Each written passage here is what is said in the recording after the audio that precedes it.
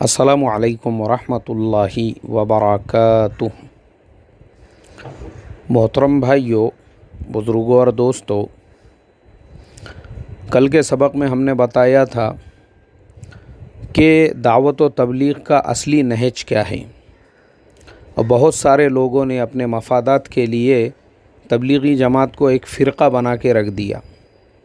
تو اب میں آج کچھ درخواستیں، کچھ ریکویسٹیں کرنے جا رہا ہوں ان لوگوں سے جو اصلی تبلیغ کا کام کرنا چاہتے ہیں، اور یہ سارے حالات ختم ہونے کے بعد جب دوبارہ دعوت کا کام شروع ہوگا تو ہمارا جو نیو جنریشن ہے، ہمارے جو نوجوان ہیں، انہوں نے کس طرز پر، کس طریقے پہ تبلیغ کا کام کرنا چاہیے، وہ آج میں انشاءاللہ آپ کو بتاؤں گا کہ جو مرکز نظام الدین کا جو نہج ہے، جو حقیقی اللہ کے نبی صلی اللہ علیہ وسلم کی سیرت والا نہج ہے، وہ کون سا ہے جس کے اوپر آپ کو عمل کرنا ہے۔ سب سے پہلی چیز، اپنے دل و دماغ سے فرقے، مسلک اور ذاتی واد اس کو فوراً ختم کرنا ہے۔ آپ کے ایریے کا کوئی امیر صاحب، کوئی ذمہ دار صاحب یا کوئی بھی ہو بیان کرنے والا، اگر وہ بیان کے اندر یا کسی مشورے کے اندر یا کسی مجلس کے اندر کسی بھی جماعت کا تذکرہ کرتا ہے یا کسی بھی دوسرے مسلک کے لوگوں کے خلاف میں بات کرتا ہے، اس کو فوراً وہیں پہ روکنا چاہیے۔ فوراً، چاہے وہ مشورہ ہو، چاہے بیان کی مجلس ہو، کچھ بھی ہو، اس کو روکو وہیں پر اور بتاؤ اس کو کہ یہ دعوت و تبلیغ کا نہج نہیں ہے۔ آپ یہاں پہ فرقے کی اور ذاتی واد کی بات مت کرو۔ تبلیغ کا جو کام ہے، جو مرکز نظام الدین کے بڑے فرما رہے ہیں، اتنی بات رکھو یہاں پہ۔ یہاں بھڑکانے کا کام مت کرو لوگوں کو، کیونکہ میں نے کل ہی آپ کو بتایا ہوں، یہ بہت سارے لوگ جو مسلکوں کے نام پہ عام لوگوں کو جو بہکانے کا کام کرتے کہ یہ اہل حدیث ہے، یہ بریلوی ہے، اور یہ جماعت اسلامی ہے، اور یہ فلانے ہیں، اور یہ علانے ہیں، یہ تبلیغ کے اندر ہے ہی نہیں۔ تبلیغ کی ایک محنت ہے، جس محنت کو پوری دنیا کے اندر 40 کروڑ سے زیادہ لوگ کرتے ہیں، جس کے اندر آپ کو اہل حدیث بھی ملیں گے، جماعت اسلامی والے بھی ملیں گے، حنفی بھی ملیں گے، شافعی بھی ملیں گے، مالکی بھی ملیں گے، حنبلی بھی ملیں گے، پوری دنیا میں۔ یہاں تک کہ یہ چاروں مسلکوں کے علاوہ دنیا میں اور بھی ہے، 5واں 6واں مسلک، ابھی میں اس پہ بحث نہیں کرنا چاہتا ہوں، اس کے ماننے والے بھی الحمدللہ تبلیغ کے کام میں لگے ہوئے ہیں۔ لیکن ہمارے انڈیا کے اندر یہ جن لوگوں نے فرقے بنا دیے، تبلیغی جماعت کو ایک فرقہ بنا دیا، اب آگے آپ لوگوں کو ان سے ہوشیار رہنا ہے۔ ایک بات یاد رکھو، جو کوئی بھی اپنے بیانوں کے اندر، کیوں بالکل ہمارے قلوب اتنے بڑے ہونا چاہیے، ہمارے مسجدوں کے اندر ہمارے جو سلفی بھائی ہے، اہل حدیث، جو سینے پہ ہاتھ باندھتے ہیں، ہم ان کا موسٹ ویلکم کریں۔ آئیے، آپ بھی ہمارے مسجد میں نماز پڑھ سکتے ہیں۔ ایسے جو لوگ ہیں جو حی علی الصلاح، حی علی الفلاح پہ کھڑے ہوتے ہیں، ویسے بھی 50 لوگ ہمارے مسجدوں کے اندر ہونا چاہیے۔ درود سلام پڑھنے والے وہ بھی ہمارے مسجدوں میں ہونا چاہیے۔ کیوں ہم نے مسجدوں کو الگ الگ کر دیا؟ اہل حدیث کی مسجد الگ، بریلویوں کی مسجد الگ، اور تبلیغیوں کی مسجد الگ۔ جس تبلیغی کے بھی ذہن میں یہ بات آتی ہو کہ ہم تبلیغ والے ہیں اور ہماری مسجد الگ ہو اور ہم ان سے الگ ہے، ان سے الگ ہے، تو تبلیغ والا نہیں ہے، تو صرف پیٹ بھرو ہے تبلیغ کے نام پر۔ تو فتین ہے، فتین۔ اپنی پوزیشن بچانے کے لیے، اپنی چودراہٹ قائم کرنے کے لیے تو امت کو توڑنے والا ہے۔ یہ اہل حدیث، یہ جماعت اسلامی، یہ بریلوی اور میں تبلیغی، یہ اپنا کام نہیں ہے۔ تو یہ ایسے فتین جو ہے آپ کو ہمارے ہر گاؤں میں، ہر شہر میں، ہر بستی میں ملیں گے، جو دوسروں کو فتنہ بنا کر پیش کریں گے۔ فتنہ ہے وہ ایسا ہے، یہ ایسا ہے، دوسروں کو ذلیل کریں گے، دوسروں کو بدنام کریں گے۔ کیوں؟ صرف اپنی چودراہٹ کو قائم کرنے کے لیے۔ بہت ملیں گے آپ کو ایسے، ان کا دھندا ہی بنا ہوا ہے یہ۔ تو یاد رکھو، ایسوں سے ہوشیار رہنے کا۔ کوئی اگر آپ کو یہ کہے یہ جو فلانے عالم صاحب ہے، ان کا بیان نہیں سننا ہے، ڈاکٹر اسرار احمد صاحب، تفسیر سننا نہیں ان کی، فلانے مولانا صاحب بیان سننا نہیں ان کا، فلانے عالم صاحب، ارے بھٹک جائیں گے، تم بھٹک جائیں گے ان کی باتیں سنو گے تو۔ یاد رکھو، ہمارے قوم کے یہ وہ فتین ہیں جو یہ چاہتے ہی نہیں ہیں کہ قوم کے لوگ وہ براڈ مائنڈڈ بن سکے، وہ ایک دم ہیوج، ان کی سوچ جو ہے سمندر کے جیسی بن سکے. ان کو پتہ ہے جب تک کہ ہم ان کو کنویں کا مینڈک اور گٹر کا مینڈک بنا کر نہیں رکھیں گے اس وقت تک یہ ہمارے کنٹرول میں نہیں رہیں گے. ان کو اگر کنٹرول میں رکھنا ہے، ان کو محدود بنا کے رکھو. محدود تفسیر نہیں سننا کیا؟ ہاں، تفسیر سننے کا نہیں. اور یہ اپنے بڑے فرماتے ہیں یہ 2 کتابیں، حالانکہ سراسر جھوٹ ہے اور بڑوں کے اوپر یہ بہتان ہے. ہمارے حضرت جی مولانا سعد صاحب اکثر یہ فرماتے ہیں ہمارے ہر ساتھی نے پوری حیات الصحابہ پڑھنا چاہیے، اور مرکز نظام الدین کے اندر حیات الصحابہ پڑھی جاتی ہے. مجھے بتاؤ نا، یہ جتنے تبلیغ کے اکابر بن کے کوئی گاؤں کا ذمہ دار، شہر کا ذمہ دار، محلے کا ذمہ دار، بڑے بڑے جو اکابر بن کے بیٹھے ہوئے، اس میں سے کتنے ایسے ہیں جنہوں نے اپنی پوری زندگی میں حیات الصحابہ پڑھی ہے؟ یہ خود پڑھنے والے نہیں ہیں اور دوسروں کو بھی نہیں پڑھنے دینے والے ہیں. ان کو معلوم ہے کہ امت اگر حیات الصحابہ پوری پڑھیں گی ہوشیار بنے گی، اس لیے ان کو گٹر کا مینڈک بنا کے رکھو. اس کے علاوہ ہمارے حضرت جی مولانا سعد صاحب تو یہاں تک فرماتے ہیں کہ ہمارا تبلیغ کا کام کرنے والا ہر ساتھی قرآن پاک کو صحیح پڑھنا سیکھے اور اسی کے ساتھ ساتھ قرآن پاک کا ترجمہ بھی پڑھے. اور حضرت جی تو اکثر فرماتے ہیں، حضرت مولانا بلال صاحب ندوی، ان کا ترجمہ قرآن جو ہے وہ پڑھا جائے.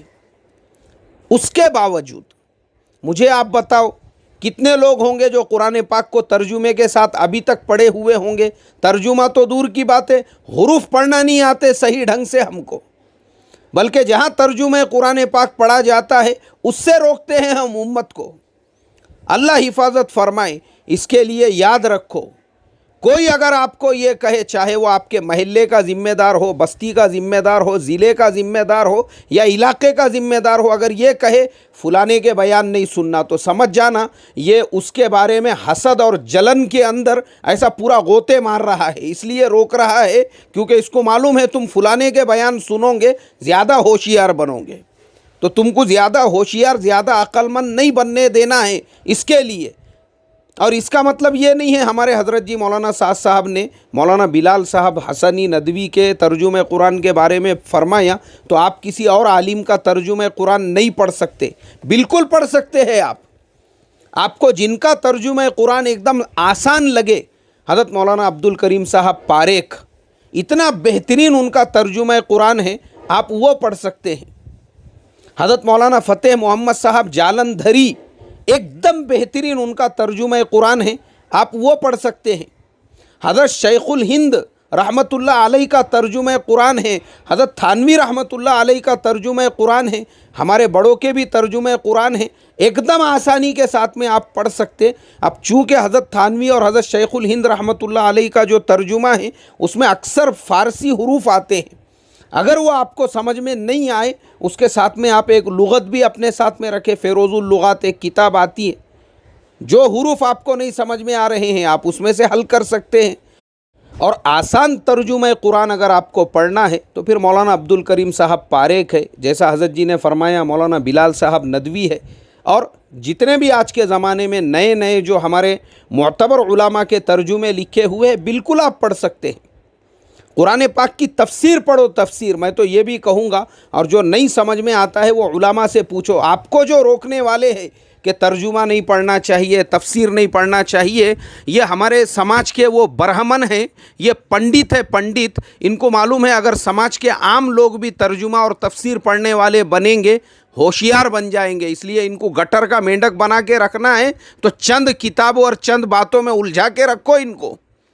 ان کو زیادہ ہوشیار نہیں بننے دینا ہے. اس لیے تفسیر سے بھی روکا جاتا ہے، تفسیر سے بھی، کہ یہ تفسیر نہیں پڑھنا چاہیے، وہ تفسیر نہیں پڑھنا چاہیے. ارے جب تک آپ ساری تفاسیر نہیں پڑھو گے، چاہے وہ حضرت مولانا ابوالکلام آزاد رحمۃ اللہ علیہ کی ترجمان القرآن ہو، چاہے وہ حضرت تھانوی رحمۃ اللہ علیہ کی بیان القرآن ہو، چاہے وہ حضرت مفتی محمد شفیع صاحب کی معریف القرآن ہو، چاہے وہ حضرت مولانا مودودی صاحب کی تفہیم القرآن ہو، ہر تفسیر ہم نے پڑھنا چاہیے. جب تک ہم ہر تفسیر نہیں پڑھیں گے میں سمجھتا ہوں ہم قرآن پاک کو سمجھ ہی نہیں سکتے.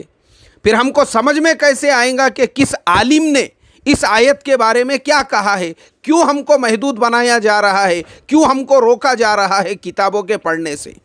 ہر کتاب پڑھنا چاہیے، ہر کتاب۔ یاد رکھو، میں آپ کو بتاتا ہوں، میں دعوت کے کام میں آج مجھے تقریباً 30 سال سے زیادہ ہو چکے ہیں۔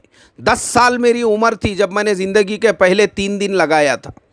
اس کے بعد کا جو میرا وقت گزرا، میں ایسے لوگوں کی صحبت میں رہا جن لوگوں نے یہ کہا یہ کتاب کو ہاتھ نہیں لگانا، وہ کتاب کو ہاتھ نہیں لگانا، یہ اپنے مسلک کی کتاب نہیں ہے، یہ عالم اپنے عالم نہیں ہے۔ لیکن ایک مرتبہ مجھے حضرت مولانا انظر شاہ کشمیری رحمۃ اللہ علیہ کی صحبت میں کچھ وقت گزارنے کا موقع ملا، تو میں نے حضرت سے ایک سوال کیا۔ میں نے کہا حضرت، بہت سارے لوگ یہ کہتے ہیں کہ یہ عالم کی کتاب نہیں پڑھنا چاہیے اور اس عالم کے تفسیر کا مطالعہ نہیں کرنا چاہیے، اور یہ جو ہے اپنے مسلک کے نہیں ہے اور یہ اپنے نظریے کے نہیں ہیں، تو ہم نے ایسی صورت میں کیا کرنا چاہیے؟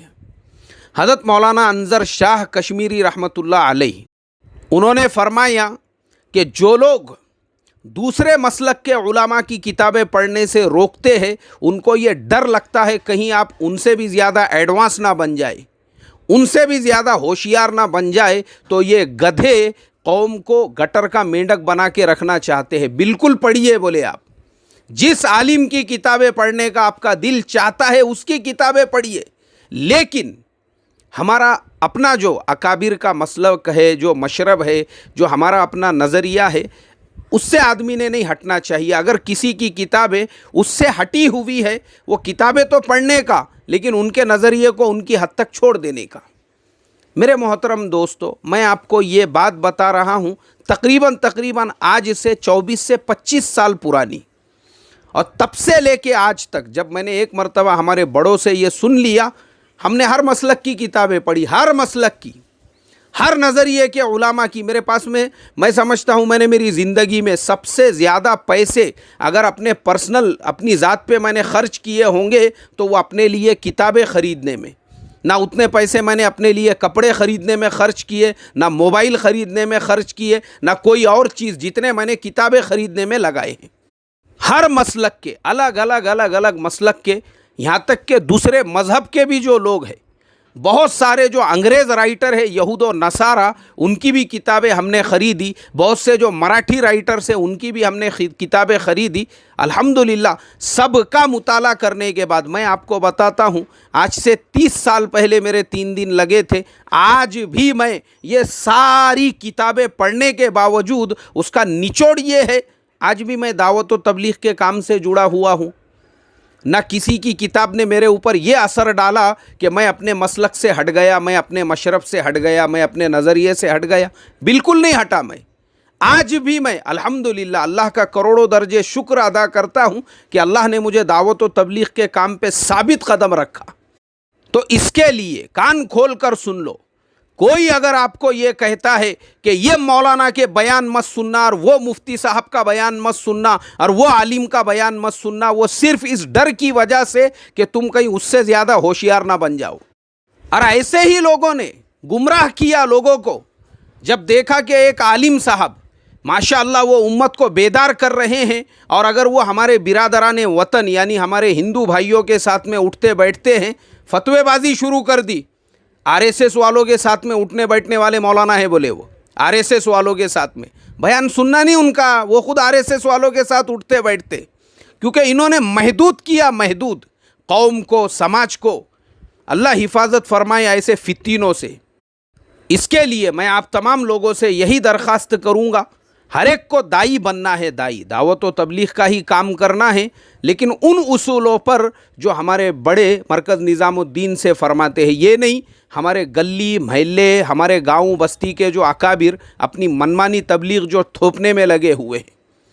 بہت سارے نوجوان وہ بیچارے جینس پینٹ پہنتے ہیں، ٹی شرٹس پہنتے ہیں، حالانکہ تبلیغی جماعت کا اپنا کوئی یونیفارم نہیں ہے۔ یہ جو بہت سارے لوگ لمبا جبہ اور چھوٹا پیجامہ، لوگوں کو لگتا ہے شاید یہ تبلیغی جماعت کا کوئی یونیفارم ہے، کیا معلوم مرکز کی طرف سے ملا ہوا۔ یاد رکھو، تبلیغی جماعت کا کوئی یونیفارم نہیں ہے۔ اگر آپ جینس پینٹ پہنتے ہیں، ٹی شرٹ پہنتے ہیں، آپ جینس اور ٹی شرٹ پہن کر بھی تبلیغ کا کام کر سکتے ہیں، کوئی ضرورت نہیں ہے آپ کو لمبا جبہ ایک دم زمین کو رگڑتا ہوا اور پیجامہ جو ہے گھٹنے کے نزدیک نزدیک اور کھاندے پہ 6 میٹر کا رومال، یہ تبلیغ کا یونیفارم ہے ہی نہیں، تبلیغ کا کوئی یونیفارم نہیں ہے۔ میری درخواست ہے آپ سے، آپ ماڈرن تبلیغی بن کر جو نظام الدین والے کہتے ہیں ویسا تبلیغی بن کر تبلیغ کا کام کیجئے اور نیت کیجئے، حالات صحیح ہونے کے بعد بھی تبلیغ کا کام کرنا ہے، لیکن بڑے جیسا فرماتے ہیں ویسا نہیں جیسا ہمارے مسجد کا اکابر، محلے کا اکابر، گاؤں کا اکابر یا ضلع کا اکابر کہہ رہا ہے۔ یہ اگر اپنی منمانی تبلیغ تھوپتا ہے، مشورے میں روکو اس کو، بیان میں روکو اس کو، اس کی منمانی تبلیغ مت چلنے دو اب اس کے بعد، اور نیت کرو انشاءاللہ جب تک سانس میں سانس ہے، جیسے ہمارے مولانا یونس صاحب رحمۃ اللہ علیہ فرماتے تھے، مرتے مرتے کرنا ہے اور کرتے کرتے مرنا ہے، لیکن بڑوں کے ترتیب پہ اور اس کام کی حفاظت کرتے ہوئے اللہ عمل کی توفیق عطا فرمائے۔ السلام علیکم ورحمۃ اللہ وبرکاتہ۔